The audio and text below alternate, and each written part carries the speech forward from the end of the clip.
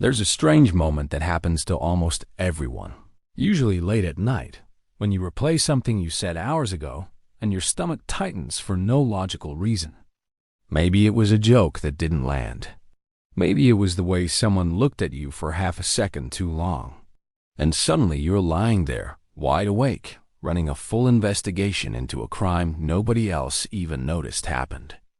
Here's the strange part. The person you think judged, you probably forgot about it within minutes, maybe even seconds.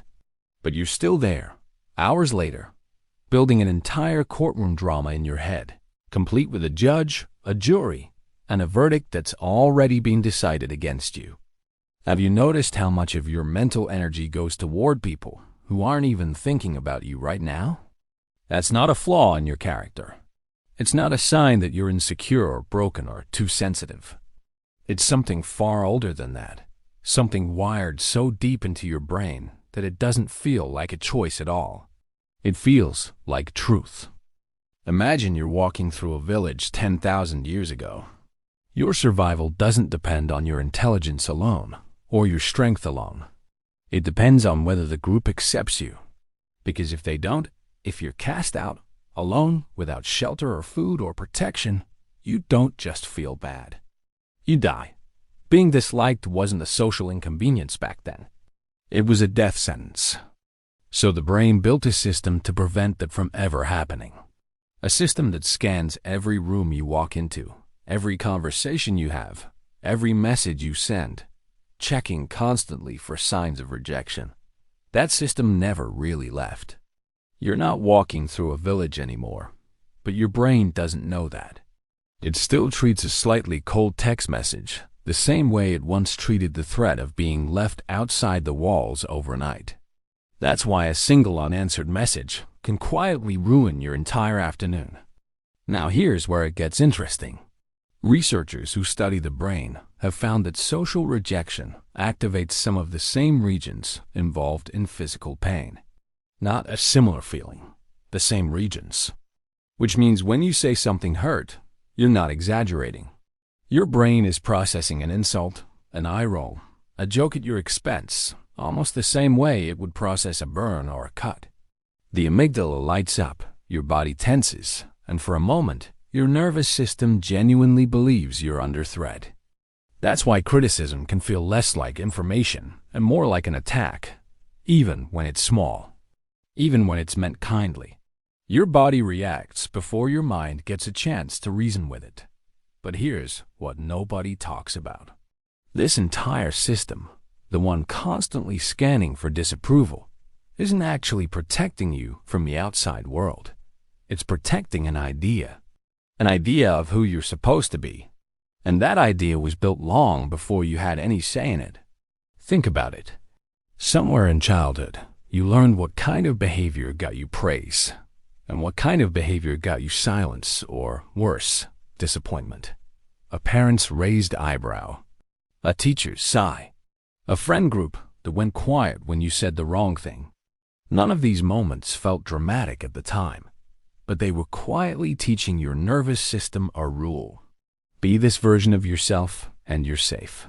Be that version and you're not. By the time you're an adult, you're not really thinking about approval anymore. You're just running the rule, automatically, silently, without ever questioning where it came from. That's the twist most people never see coming. You think you're afraid of what other people think. But what you're actually protecting is an old survival strategy that once kept a much younger version of you emotionally safe. Now, here's the strange part. That strategy, the one built to protect you, often becomes the very thing that keeps you small. You stay quiet in the meeting because speaking up once got you an awkward silence. You don't post the thing you're proud of because somewhere in the past, sharing something personal invited a joke you never forgot. You shape your personality, your opinions, even your dreams, around what feels safest to the people around you instead of what feels true to you. And the exhausting part is, it never actually works. Because there is no version of you that everyone will approve of, ever. Somebody somewhere will always have an opinion. If you're confident, someone will call you arrogant. If you're humble, someone will call you weak. If you speak your mind, someone will call you difficult. If you stay quiet, someone will call you distant. So the real question was never how to become likable enough to stop the judgment, because that finish line doesn't exist. The real question is why you were taught so early that your worth depended on reaching it in the first place.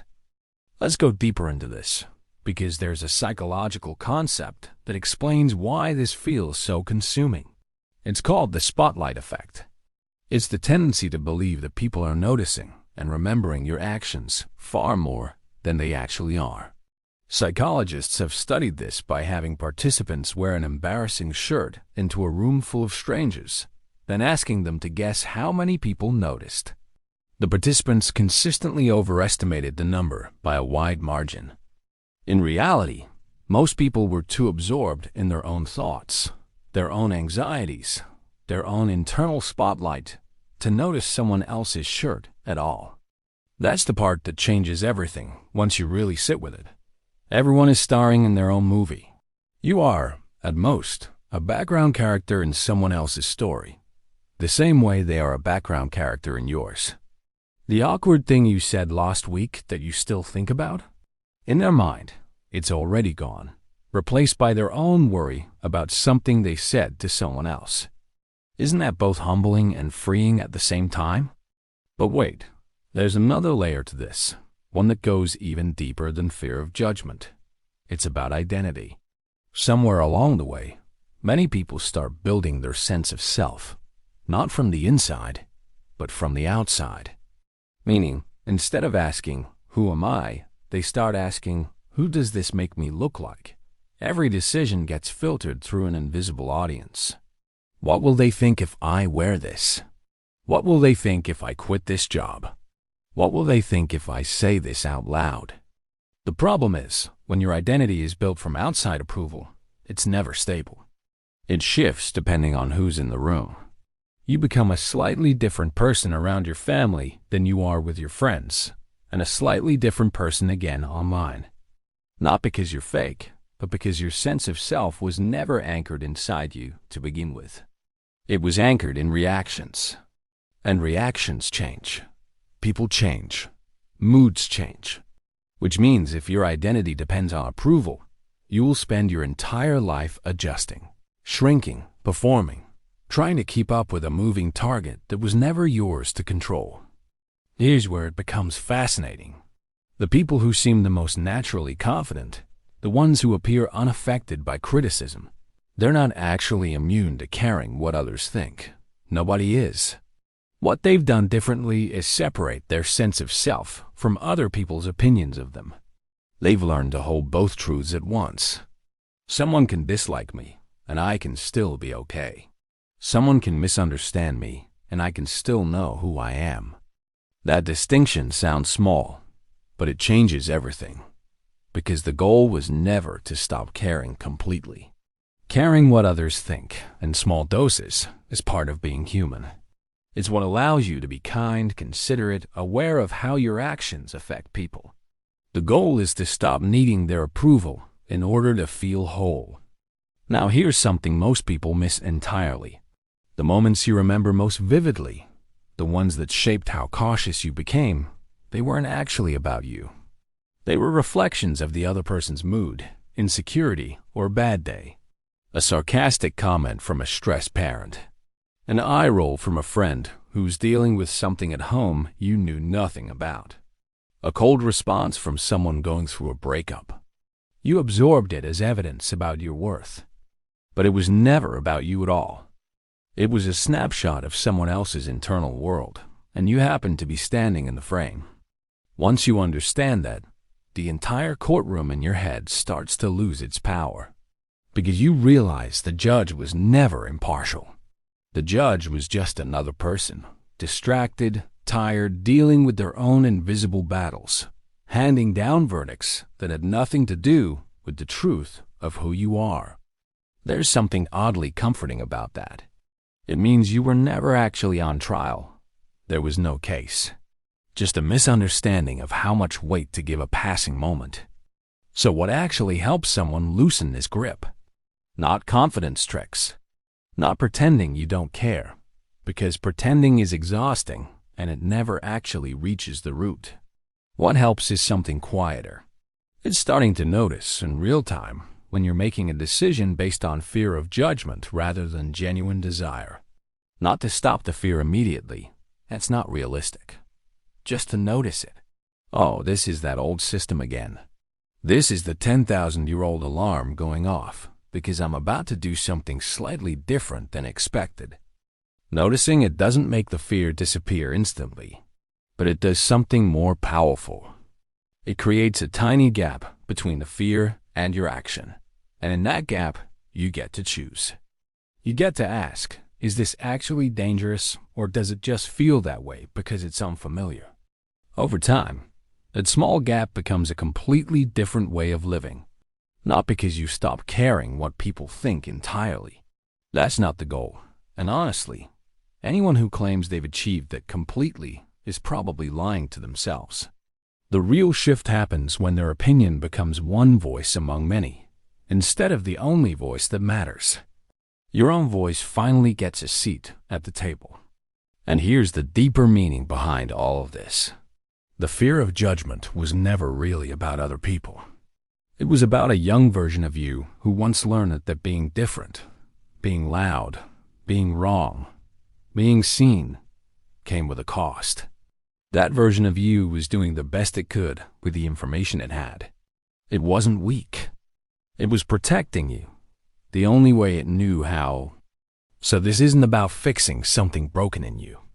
It's about updating an old system that's still running outdated code, still trying to protect a child who no longer exists in the same environment. You're not that vulnerable anymore. You don't need the same walls.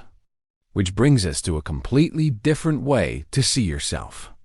Not as someone who cares too much what others think, but as someone whose nervous system worked exactly as it was designed to, in a world that no longer requires the same kind of vigilance. That's not a flaw. That's evidence of how intelligently your brain adapted to keep you safe.